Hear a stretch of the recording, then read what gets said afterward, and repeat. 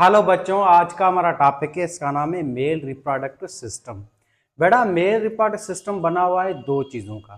Number one, internal genitalia, जिसमें आता है आपका टेस्टिस, जो कि एक खास ऑर्गन है जिसको हम गोनेड भी कहते हैं। दूसरा कंपोनेंट इसका नाम है एक्सटर्नल जेनेटेलिया, जिसमें आपके एसेसरी ग्लैंड्स आते हैं जो सेमेन को बनाते हैं। एंड देन पेनिस आता है, जिसके अंदर पेशाब की नाली भी है और स्पर्म और सेमेन को निकालने वाली नाली भी है, जिसको हम कहते हैं यूरिथ्रा। तो ये पेनिस और ग्लैंड्स हैं, इन सब को हम कहते हैं एक्सटर्नल जेनेटेलिया। तो मेल रिप्रोडक्टिव बेटा बना हुआ इंटरनल ऑर्गन या internal genitalia, internal sex organ, जिसको हम कहते हैं टेस्टिस और डक्ट्स। टेस्टिस के अंदर जो भी नालियां आती हैं ये सारा इंटरनल आपके जेनेटेलिया हैं या सेक्स ऑर्गन से। एक्सटर्नल जेनेटिया में आता है स्क्रोटम, जो टेस्टिस की आउटर लेयर होती है, एंड देन पेनिस है, एंड देन आपके असेसरी ग्लैंड जो सेमेन को बनाते हैं। अब मेल सेक्स ऑर्गन जो है ना, ये मेजरली हम देखें तो बना हुआ है चार कंपोनेंट का। पहला मेन कंपोनेंट है, इसका नाम है आपका टेस्टिस, जो कि सबसे मेन ऑर्गन है आपका, जिसको हम डिटेल में आगे डिस्कस करते हैं। दूसरा कंपोनेंट है असेसरी डक्ट्स। ये सारी जो नालियां हैं ना आपकी, एपिडिडमस है, इसके बाद वासा डिफरेंस है, एंड देन आपकी इजैकुलेटरी डक्ट, उसके बाद यूरिथ्रा जो है, इन सब को हम कहते हैं आपकी असेसरी डक्ट्स। एंड देन तीसरा कंपोनेंट है असेसरी ग्लैंड, जो कि सेमेन को बनाते हैं, वाइट फ्लूइड को जो खाना होता है। ये सारे आपके जो ग्लैंड होते हैं ना, आपके बल्बो यूरेथ्रल ग्लैंड है, प्रोस्टेट ग्लैंड है, सेमिनल वेसिकल, ये सारे ग्लैंड्स कहलाते हैं आपके accessory gland. And then last not least penis, जो आपका खास ऑर्गन है, जिसको कपिलेटरी ऑर्गन भी कहते हैं। ये आपके चार कंपोनेंट होते हैं मेल रिप्रोडक्टिव सिस्टम के। मेल रिप्रोडक्टिव सिस्टम जो है ना, ये इतना कॉम्प्लेक्स नहीं है जितना फीमेल रिप्रोडक्टिव सिस्टम है, क्योंकि औरत जो है ना, उसके अंदर हार्मोन भी बनते हैं और अंडा भी बनता है, उसके साथ औरत बच्चे को भी जन्म देती है। तो औरत का रिप्रोडक्टिव सिस्टम थोड़ा कॉम्प्लेक्स है as compare to human male के। मेल के दो ही मेजर काम है, एक स्पर्म को बनाना और स्पर्म को स्टोर करके फिर आगे रिलीज कराना, बस, और हार्मोन को भी बनाना। तो हार्मोन और गेमेट, ये दो चीजें बनाना आपके ओवरऑल रिप्रोडक्टिव सिस्टम का काम है। मेल रिप्रोडक्टिव सिस्टम में जो खास ऑर्गन है सबसे ज्यादा खास, वो बेटा टेस्टिस होता है, क्योंकि टेस्टिस ही हमारे अंदर गैमेट बनाता है, जिसको हम स्पर्म कहते हैं, एंड देन हार्मोन बनाता है, जिसको हम कहते हैं टेस्टोस्टेरोन। तभी हम आपके टेस्टिस को कहते हैं ग्लैंड, क्योंकि हमारे टेस्टिस ग्लैंड भी हैं, गुदूद भी हैं, क्योंकि ये हार्मोन्स को भी बनाते हैं, जिसको हम कहते हैं टेस्टोस्टेरोन हार्मोन। एंड देन ये आपका सेक्स ऑर्गन भी है, क्योंकि ये गैमेट को भी बना रहा है, स्पर्म को, जो कि हमारा खास गैमेट है, जो हमारा जैसे फीमेल को मिलेगा तो वहां से बच्चा पैदा होगा। अब मेल रिप्रोडक्टिव सिस्टम जो भी है या ह्यूमन ओवरऑल जो भी है, ये याद रखें यूनिसेक्सुअल होते हैं, यानी कि हमारे पास सेक्स ऑर्गन एक ही होता है, लेडीज के अंदर एक ही होता है, जिसको हम कहते हैं फीमेल सेक्स ऑर्गन। तभी ह्यूमन कहलाता है यूनिसेक्सुअल या हेटेरोफ्रोडाइट या डायोसियस। इंटरनल फर्टिलाइजेशन होती है और वेल डेवलप इनका सिस्टम होता है। तो पहले हम शुरू से पढ़ते हैं टेस्टिस को। तो बड़ा टेस्टिस याद रखें, ये हमारी बॉडी का खास ऑर्गन है। और टेस्टिस जब हम माँ के पेट के अंदर थे ना, तब टेस्टिस हमारा पेट के अंदर था। जैसे हम माँ के पेट के अंदर 7 महीने के होते हैं ना, तो हमारी बॉडी में आपके एब्डोमेन से ये टेस्टिस नीचे यूं आना शुरू होता है, फिर लटकना शुरू होता है। ये लटकता इस वजह से ताकि इनका टेम्परेचर मेंटेन हो सके।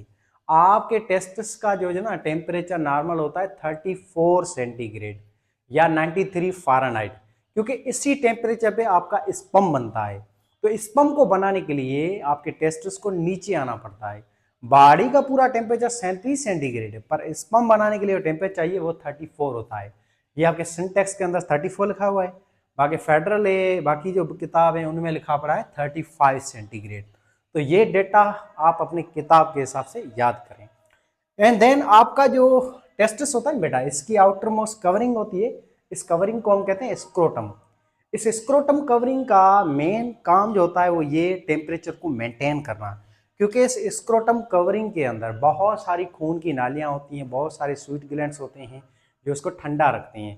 अभी आपने देखा होगा टेस्टिस हमेशा ठंडा होता है, ठंडा ठंडा कूल कूल होता है, ये स्पर्म बनाने के लिए, ताकि इसका टेम्परेचर 34 हो सके। एंड देन आपके स्क्रोटम का दूसरा काम है आपके टेस्टिस की प्रोटेक्शन करना, थर्मो रेगुलेशन करना है। इसके ऊपर बाल होते हैं।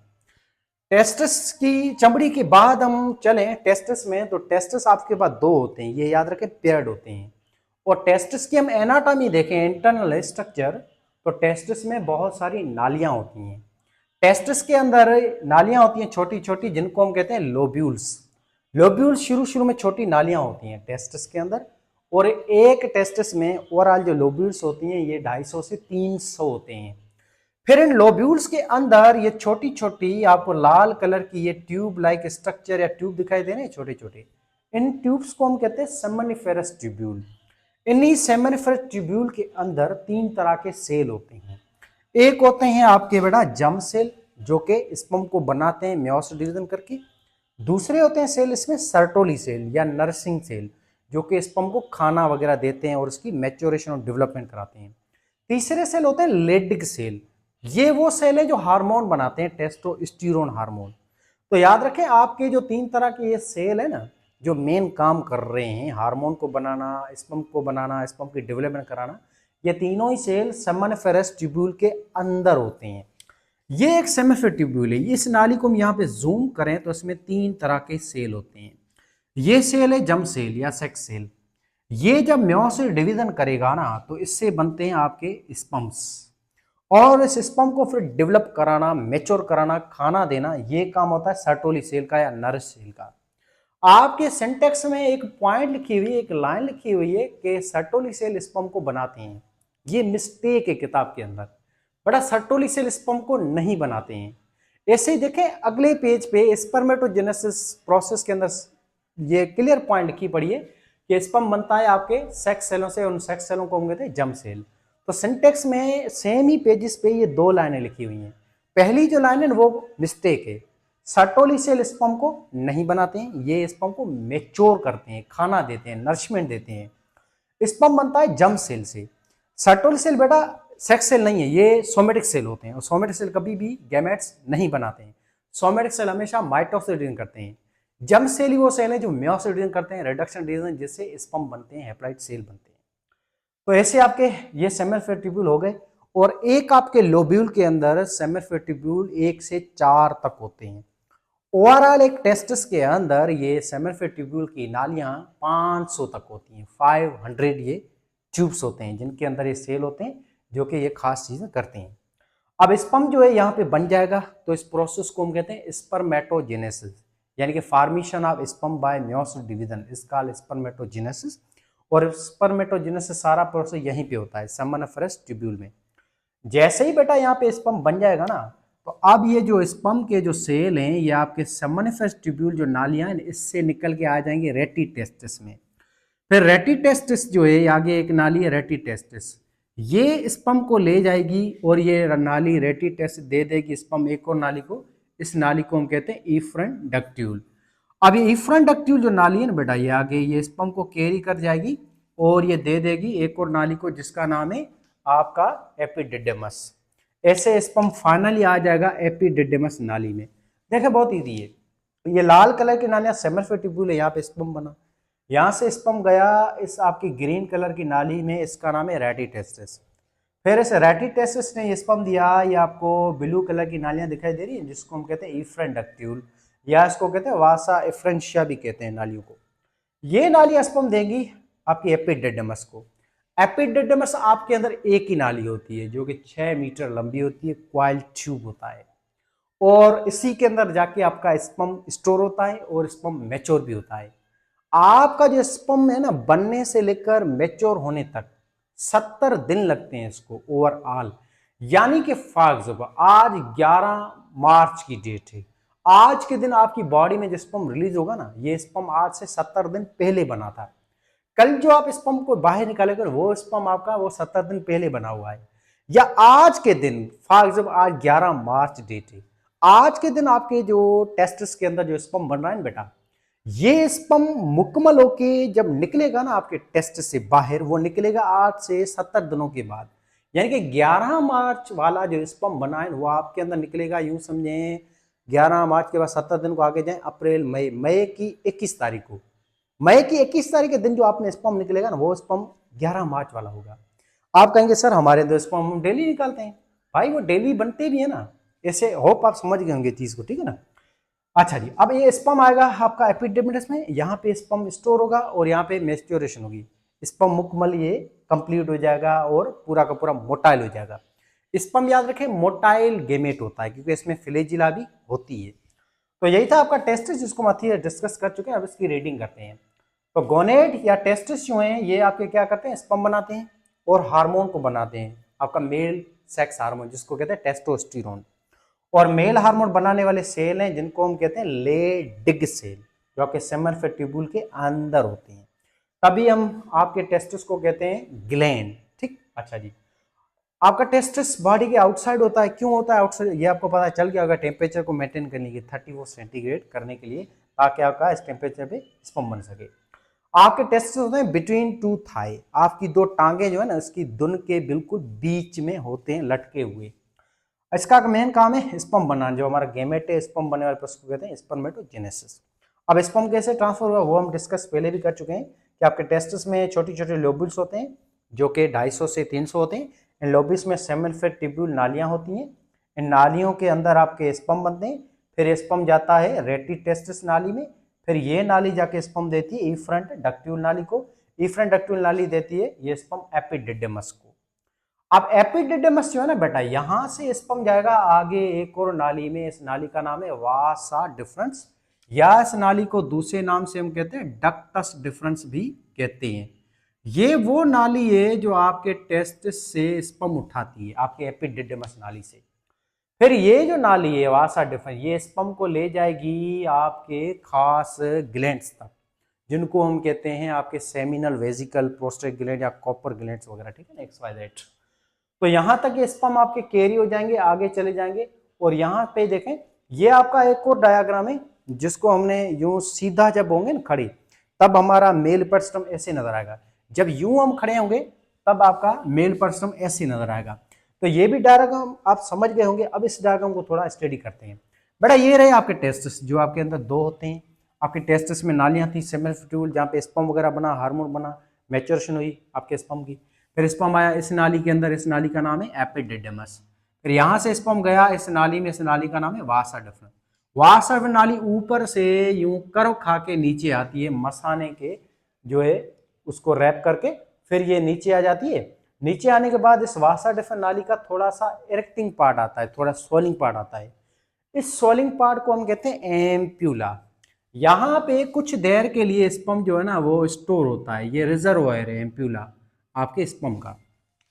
फिर एम्पुला में जैसे ही स्पर्म थोड़ी देर वेट करेगा तो यहाँ पे क्या होगा, आगे आपके ग्लैंड शुरू हो रहे हैं। पहला पहला जो ग्लैंड आता है ना आपके अंदर, जो सेमन बनाता है, जो व्हाइट फ्लूइड होता है, आपके अंदर जो कतरे निकलने पेनिस से सेक्स के टाइम या XYZ, वो कतरे एक्चुअली स्पर्म नहीं है, स्पर्म में नजर भी नहीं आएगा। वो कतरे एक्चुअल में फ्लूइड है, उस फ्लूइड का नाम है सेमन बेटा, जो सफेद कलर का फ्लूइड होता है। आपके अंदर एवरेजली ये कतरे निकलते हैं 2 से 5 ml तक। और इन 2 से 5 ml कतरों के अंदर आपके 200 से 300 मिलियन स्पर्म्स होते हैं। यानी कि आपकी बॉडी में 24 घंटों में जो स्पर्म बनते हैं वो 20 से 30 करोड़ बनते हैं। ये आपकी सिंटेक्स की डेटा है। बाकी जो दूसरे किताब हैं उनमें लिखा पड़ा है कि स्पर्म मर्द के अंदर 300 से 400 मिलियंस तक भी बनते हैं। ये डेटा यहाँ पे लिखी पड़ी है बेटा।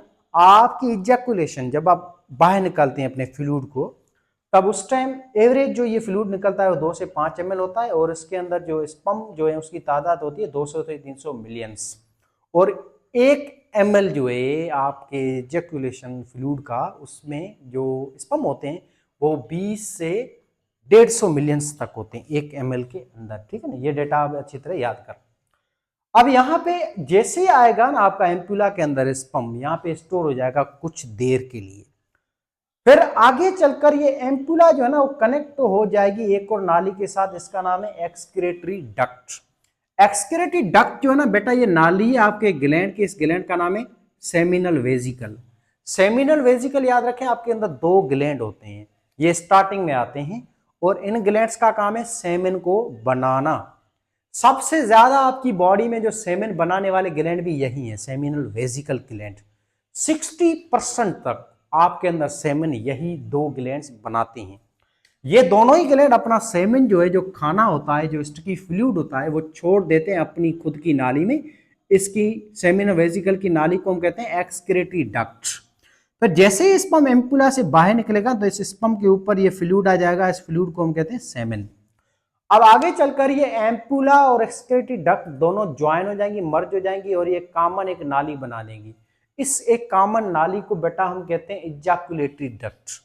इजैकुलेटरी डक्ट याद रखें दो नाली की फ्यूजन से बनती है, एक आपकी वासा डिफरेंस नाली जिसको हम कहते हैं एम्पुला या स्वेलिंग पार्ट, और दूसरी होती है आपकी एक्सक्रीटरी डक्ट। ये दोनों नालियां जैसी मर्ज हो जाएंगी ना तो इसके नतीजे में एक कॉमन नाली बन जाएगी, इस कॉमन नाली को हम कहते हैं इजैकुलेटरी डक्ट। फिर ये एजाकुलेट डक्ट जो है ना ये स्पर्म और सेमेन को आगे ले जाएगी। फिर आगे एक और ग्लैंड आएगा जिसको हम कहते हैं प्रोस्टेट ग्लैंड। ये ग्लैंड एक ही होता है। प्रोस्टेट ग्लैंड आपका लार्जेस्ट ग्लैंड है, सबसे बड़ा ग्लैंड है जो सेमेन बनाता है। ये 30% तक सेमेन को प्रोड्यूस करता है।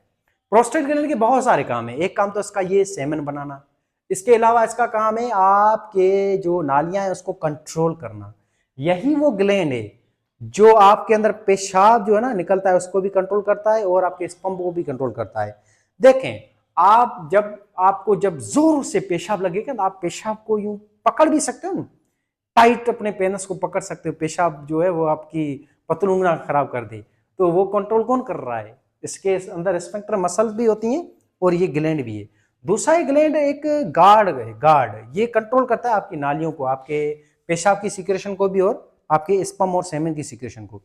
यही वो ग्लैंड है जो क्या करेगा जब आपके अंदर सेक्स के टाइम सेमेन बाहर निकलेगा ना तब ये ग्लैंड सिर्फ उस सेमेन को ही बाहर आने देगा, पेशाब को एक साथ बाहर आने नहीं देगा। जब पेशाब बाहर निकलेगा तब ये स्पर्म या सेमेन को बाहर आने नहीं देगा। तो इनको कंट्रोल करना, पेशाब की सिक्रेशन को और सेमेन वगैरह सिक्रेशन को, ये भी काम आपके प्रोस्टेट ग्लैंड का ही है। इसके साथ ये सेमेन को भी छोड़ता है। ये एक ही ग्लैंड होता है आपके अंदर, ठीक है बेटा। इसके बाद ये आपका स्पर्म जैसे ही नीचे आएगा तो इसके नीचे दो और ग्लैंड होते हैं, प्रोस्टेट ग्लैंड के नीचे होते हैं दो बहुत छोटे ग्लैंड है। ये स्मॉलेस्ट ग्लैंड है आपके अंदर सेमिनल वेजिकल या सेमेन को बनाने वाले। इन ग्लैंड्स को हम कहते हैं बल्बो यूरिथ्रल ग्लैंड।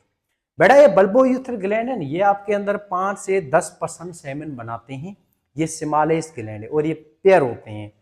तो यानी कि आप ये समझे कि टोटल आपके अंदर जो है ना 5 ग्लैंड होते हैं जो सेमेन बनाते हैं। 5 कौन से? 2 होते हैं सेमिनल वेजिकल ग्लैंड और एक होता है प्रोस्टेट ग्लैंड, ये हो गए 3। 2 होते हैं आपके अंदर बल्बो यूरिथ्रल ग्लैंड्स। इन तीनों ही तरह के ग्लैंड्स को हम कहते हैं आपके असेसरी ग्लैंड्स और ये आपके एक्सटर्नल जेनेटेलिया का ही पार्ट होते हैं, ठीक है बच्चों। तो हम ग्लैंड्स को अच्छी तरह डिस्कस कर चुके हैं, असेसरी ग्लैंड्स को। अब इसकी रीडिंग करते हैं थोड़ी। असेसरी डक्ट्स जो हैं ये हम डिस्कस कर चुके हैं। असेसरी डक्ट्स कौन थी आपकी?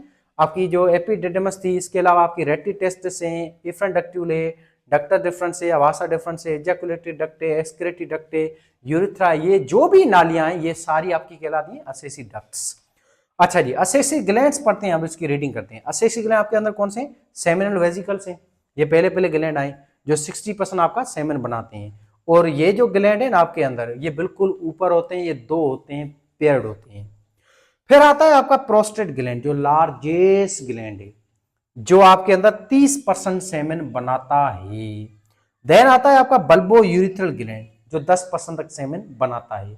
ये आपके 2 स्मॉलेस्ट ग्लैंड हैं। अच्छा जी, और बल्बो यूरिथ्रल का एक और भी काम है, म्यूकस को सीक्रेट करना। जब बंदे के अंदर जो है मूड होता है ना, ऑर्गेज्म होता है या सेक्स का मूड, तब आपने फील किया होगा मूड जब होता है तो हमारा जो पेनिस है उसमें हल्का सा एक पतला सा स्टिकी सफेद पानी निकल रहा है छोटा सा। स्पर्म और सेमेन बाद में निकलते हैं, जब इजैकुलेशन हो जाती है, रिप्रोडक्शन या सेक्स पूरा हो जाता है उसके बाद निकलते हैं। पर वो जो फ्लूइड है ना हल्का सा जो सफेद टाइप थोड़ा स्टिकी, वो पहले निकलता है, वो फ्लूइड कहलाता है आपका म्यूकस। म्यूकस का बेटा ये काम है, आप पेशाब जो करते हैं सारा दिन, पेशाब एसिडिक होता है, 5 से 6 उसकी पीएच होती है। उस पेशाब की एसिडिटी को खत्म करना यूरिथ्रा नाली में, ये काम होता है आपके ऐसे म्यूकस फ्लूइड का, ताकि जब स्पर्म साहब आएगा ना तो स्पर्म साहब को कोई रुकावट ना हो, कोई नुकसान ना हो, कोई हानि ना हो। क्योंकि पेशाब में यूरिया, अमोनिया, यूरिक एसिड होता है ना, वो अगर स्पर्म के साथ मिल गए तो स्पर्म को वो डिस्ट्रॉय भी कर सकते हैं, डीनेचर भी कर सकते हैं और नुकसान भी पहुंचा सकते हैं। तो पेशाब की पूरी एसिडिटी को खत्म करने के लिए आपका बल्बो यूरिथ्रल ग्लैंड पहले क्या छोड़ता है? म्यूकस छोड़ता है, ताकि आपका ये पूरा का पूरा नाली न्यूट्रलाइज हो जाए, इसकी पीएच मेंटेन हो जाए और नुकसान वगैरह कोई स्पर्म साहब को ना हो, ठीक है ना। अच्छा जी, नेक्स्ट हम चलते हैं पेनिस की तरफ। पेनिस आपका एक्सटर्नल पार्ट है जो आपको दिखाई देता है, मोस्ट जैसे आप कहते हो इंपॉर्टेंट पार्ट, तो पेनिस इतना इंपॉर्टेंट नहीं है, साइज इतनी इंपॉर्टेंट नहीं है, मेन चीज इंपॉर्टेंट है आपका टेस्टिस और टाइमिंग। बराबर। तो पेनिस जो होता है बेटा, इसके जो अटैचमेंट पार्ट होता है जिसको हम कहते हैं रूट, जो पेनिस का आखिरी पार्ट है जिसके थ्रू पेनिस अटैच होता है आपकी पेल्विस एरिया के साथ, आपकी धुन के साथ। फिर पेनिस का ये मिडिल पार्ट आता है, आखिरी पार्ट जो पेनिस का होता है जिसको हम हेड या सर कहते हैं, जो थोड़ा सा सूजा हुआ ऐसा होता है फ्रंट साइड पेनिस की, उसको हम कहते हैं ग्लैंड्स। ग्लैंड्स का मतलब होता है बेटा पेनिस का हेड या पेनिस का फ्रंट साइड, जो कि थोड़ा स्वेलिंग पार्ट होता है। और यहाँ पे बहुत सारे नर्व्स होते हैं जो सेंसेशन पैदा करते हैं। ये नर्व जब टच होंगे ना फीमेल के ऑर्गन्स के साथ या किसी और चीज के साथ है, तो टच वगैरह होगा तो फीलिंग ज्यादा जागती है, ठीक है ना। तो क्योंकि यहाँ पे रिसेप्टर्स बहुत सारे होते हैं, टच रिसेप्टर वगैरह सेंसेशन वगैरह बहुत सारे पैदा करते हैं। इसको कहते हैं ग्लैंड्स या हेड या आपका फ्रंट साइड। एंड देन आपके पेनिस के ऊपर चमड़ी होती है जो कवर करती है इस हेड को, इस चमड़ी को हम कहते हैं फोर स्किन, जो कि मुस्लिम जो है वो काटते हैं सुन्नत तौर के टाइम, ठीक है ना। वो कवरिंग जो है ना उसका काम होता है आपके इस हेड की प्रोटेक्शन करना जम्स वगैरह से और गंद वगैरह से, XYZ। अब आपका जो पेनिस है ना इसके अंदर ये नाली होती है जिसको हम कहते हैं यूरिथ्रा, या इस नाली को दूसरे नाम से हम कहते हैं यूरिनोजेनिटल डक्ट। यूरियो का मतलब है इसमें पेशाब भी निकलता है नाली में, जेनेटल का मतलब है इसमें स्पर्म और सेमन भी निकलते हैं। ये कॉमन नाली होती है पेशाब के लिए भी, सेमन स्पर्म को बाहर निकालने के लिए भी। और ये नाली पूरी आपके पेनिस के अंदर आ रही है। अच्छा, फिर जब पेनिस खड़ा होता है ना, जब इरेक्ट होता है, तो आपने देखा पेनिस में जब खड़ा होगा ना, तो पेनिस जब खड़ा होगा उसके पीछे से एक हल्की सी आपको एक नस दिखाई देगी, थोड़ी सी यूं सूजा हुआ ऐसा दिखाई देगा पेनिस का। उस सूजे हुए हिस्से को, उस राड को हम बेटा कहते हैं ओवरऑल आपका शाफ्ट। आपका जो शाफ्ट होता है ना, ये सारा का सारा फ्रंट साइड होती है जिसमें इरेक्टाइल टिश्यूज वगैरह होते हैं जो इरेक्शन वगैरह कराते हैं, खून की नालियां होती हैं। और आपका पेनिस जो है ना ये साइज में कैसे बढ़ता है, इसमें खून ज्यादा आता है, पेनिस की नालियां जो है ना उसमें वेजो डायलेशन होता है, फिर खून ज्यादा आएगा और पेनिस साइज में इंक्रीज हो जाएगा, ठीक है ना, इरेक्शन के लिए। तो ये ऑर्गन इरेक्शन करता है, तभी इसको हम कहते हैं कप्युलेटरी ऑर्गन। पेनिस का तभी दूसरा नाम रहा कप्युलेटरी ऑर्गन, यानी कि खड़ा होने वाला ऑर्गन। अच्छा भाई साहब, तो आपका स्पर्म जो है ना उसको प्रोटेक्शन करने वाला कौन है, सेमेन है। सेमेन क्या है, व्हाइट फ्लूइड होता है जिसके अंदर खाना होता है, शुगर्स वगैरह, विटामिन मिनरल्स, आयंस वगैरह होते हैं, जिनका काम है स्पर्म की प्रोटेक्शन, स्पर्म को खाना देना, स्पर्म को मोटेलिटी देना। ये सारी थी बातें आपकी। अच्छा जी, अब नेक्स्ट चले, एक और पॉइंट है एक्स्ट्रा जिसका नाम है टेस्टिकुलर कैंसर। नौजवान जो होते हैं ना 15 से 34-35 सालों तक, उनमें ये कॉमन है टेस्टिस की कैंसर। अब उसके रीजंस को मैं ज्यादा डिटेल में नहीं जा रहे, रीजंस आपको पता है, जंक फूड वगैरह, पॉल्यूशन, XYZ, बहुत सारे जेनेटिकली हो सकते हैं और इनका इलाज भी है। अगर शुरू शुरू में पता चल जाए टेस्टिस की कैंसर का तो क्योरेबल भी होता है। तो यही थी आपकी किताब की सारी बातें। अब इसको ऊपर ऊपर से ओवरव्यू करते हैं बेटा। तो आपका पहले मेन ऑर्गन है टेस्टिस। टेस्टिस का आपकी बॉडी पे लटका होता है, दो टांगों के बीच में होता है। टेस्टिस के अंदर टेम्परेचर 34 सेंटीग्रेड होता है ताकि यहाँ पे स्पर्म बन सके। टेस्टिस की बाहर वाली चमड़ी को बेटा हम कहते हैं स्क्रोटम, जिसका काम है टेस्टिस को ठंडा रखना और उसकी प्रोटेक्शन करना। टेस्टिस के अंदर छोटी छोटी नालियां होती हैं जिसको हम कहते हैं लोब्यूल्स, ये 250 से 300 होती हैं। लोब्यूल्स के अंदर 1 से 4 और छोटी नालियां होती हैं जिनको हम कहते हैं समनिफेस ट्यूब्यूल। एक आपके टेस्टिस में 500 समनिफेस ट्यूब्यूल होती हैं। समनिफेस ट्यूब्यूल नालियों में 3 तरह के सेल होते हैं, जर्म सेल जो कि स्पर्म बनाते हैं और इस प्रोसेस को कहते हैं spermatogenesis by meiosis division. And then आपके अंदर जो स्पर्म बनते हैं ना एक दिन में, वो 200 से 300 मिलियंस बनते हैं। अच्छा, दूसरे सेल होते हैं सर्टोली सेल या नर्व सेल जो स्पर्म को खाना वगैरह देते हैं, सेमिफेस ट्यूब्यूल के अंदर होते हैं। एंड देन आते हैं लेटिक सेल जो कि हार्मोन बनाते हैं जिसको कहते हैं टेस्टोस्टेरोन हार्मोन। टेस्टोस्टेरोन हार्मोन का आपको काम पता है बेटा, इसका काम है स्पर्म की डेवलपमेंट कराना, स्पर्म को मैच्योर कराना, आपके अंदर सेकेंडरी सेक्सुअल कैरेक्टर लाना। फिर आपका स्पर्म सेमिफेस ट्यूब्यूल के बाद आगे जाएगा एक और नाली में जिसका नाम है रेटिटेस्टिस। रेटिटेस्टिस में रेटिटेस्टिस नाली ये स्पर्म देगी इफ्रेंट डक्ट्यूल को या वासा इफ्रेंशिया को। इफ्रेंट डक्ट्यूल फिर ये स्पर्म देगा आगे एपिडिडेमस को, आपकी आउटर जो नाली होती है। यहाँ पे स्पर्म कुछ देर के लिए स्टोर होगा क्वेश्चन। इसके बाद ये स्पर्म जाएगा एक और नाली के थ्रू आपकी बॉडी के बाहर की तरफ। इस नाली का नाम है वासा डिफरेंस या डक्टस डिफरेंस। वासा डिफरेंट नाली जो है इसका स्वेलिंग पार्ट होता है जिसको हम कहते हैं एम्प्यूला, और यहाँ पे आपका स्पर्म कुछ देर के लिए वेट करता है, कुछ टाइम के लिए स्टोर होता है। फिर आगे ये एम्प्यूला जो है ना, इससे जैसे आगे स्पर्म मूव होगा ना, तो यहाँ पे आपके ग्लैंड आते हैं, इन ग्लैंड्स को हम कहते हैं सेमिनल वेजिकल। ये जो ग्लैंड्स हैं ये सेमेन छोड़ते हैं आपके स्पर्म के ऊपर और इनकी नाली के थ्रू, इनकी नाली को हम कहते हैं एक्सक्रीटरी डक्ट। फिर आपके एम्प्यूला एक्सक्रीट दोनों ही जैसे मिल जाएंगी तो ये कॉमन नाली हो जाएगी। इस कॉमन नाली को हम कहते हैं इजैकुलेटरी डक्ट। फिर एजाकुलेट डक्ट जैसे ही इस स्पर्म को आगे ले आएगी तो आगे आपका प्रोस्टेट ग्लैंड होगा, वो अपने सेमेन को छोड़ेगा ऊपर, ऐसे और ज्यादा सेमेन की क्वांटिटी बढ़ जाएगी। फिर आपका स्पर्म साहब आगे जैसे आएगा तो एक और दो ग्लैंड आते हैं जिसको बल्बो यूरेथ्रिक ग्लैंड कहते हैं, कॉपर ग्लैंड, ये अपना सेमेन छोड़ेंगे आपके स्पर्म के ऊपर। फिर आपका स्पर्म फाइनली घुस गया है इस नाली में जिसका नाम है यूरिथ्रा या कॉमन यूरिनोजेनिटल डक्ट, जो आती है आपके पेनिस के अंदर। अब पेनिस साथ जो होता है उसके अटैचमेंट पॉइंट को हम कहते हैं आखिरी पार्ट को रूट, जिसके साथ पेनिस अटैच होता है। आगे वाले इसके सिर को या जो इसका जो हेड होता है उसको हम कहते हैं ग्लैंड्स, जो कि इसका सोलिंग पार्ट होता है, हेड होता है, जो कि बहुत ही ज्यादा सेंसिटिव होता है, इरेक्शन वगैरह करवाता है। और इसके पीछे जो एक रॉड होती है जिसको हम कहते हैं शाफ्ट, जिसमें इरेक्टाइल टिश्यूज होते हैं जो इरेक्शन कराते हैं, आपके पेनिस साथ खड़ा करते हैं। फिर इस पेशाब की नाली के थ्रू आपका स्पर्म या सेमेन के साथ निकलेगा बाहर। तो आप देखें आपके रिप्रोडक्टिव सिस्टम का कितने काम थे, यही थे दो तीन काम। एक आपके अंदर स्पर्म बनाना, स्पर्म की प्रोटेक्शन करना और स्पर्म को खाना देना, नरिशमेंट करना, डेवलप कराना, एंड देन हार्मोन बनाना, टेस्टोस्टेरोन। तो यही थी बेटा आपकी सारी बातें मेल रिप्रोडक्टिव सिस्टम, जिसको हम अच्छी तरह से डिस्कस कर चुके हैं। अब एक और पॉइंट बेटा, आपके अंदर वासा डिफरेंट नालियां याद रखें दो होती हैं, टेस्टिस दो हैं, वासन नालियां भी दो हैं, एपिडेस नालियां भी दो होती हैं, हर एक टेस्टिस की अलग अलग है, स्क्रोटम एक ही होती है, ठीक है ना। ऐसे आपके एक टेस्टिस के अंदर लोब्यूल्स जो होते हैं वो 250 से 300 होते हैं, एक टेस्टिस 500 होते हैं। रेटिटेस इफ्रेंडक्ट्यूल, इनकी तादाद हमें याद नहीं करनी है क्योंकि किसी भी बुक्स में ये चीजें मेंशन नहीं है। अच्छा जी, एंड देन आपकी जो ये नाली है एम्प्यूला, आगे जो सोलिंग पार्ट है आपके वासा डिफरेंट, ये भी दो होती हैं। इसके बाद आपकी आगे चलकर ये कॉमन नाली हो जाती है इजैकुलेट डक्ट, ये दो होती हैं। फिर ये एक हो जाती है, इसको हम कहते हैं यूरिथ्रा। यूरिथ्रा नाली आपके अंदर एक ही होती है। तो यही थी सारी पॉइंट्स, यही थी सारी चीजें। कोई सवाल क्वेश्चन कंफ्यूजन है तो जरूर पूछिएगा, और वीडियो को लाइक करें, शेयर करें और सब्सक्राइब चैनल को जरूर करें। अपने दोस्तों को जरूर बताएं कि sir Suresh Kumar SK biochemic channel पे हमें सारी चीजें पढ़ा रहे हैं एमडी कैट की अच्छी तरह से, खास तौर पे सन टैक्स और फेडरल टैक्स को, ठीक है बेटा, स्टेब्लिश्ड।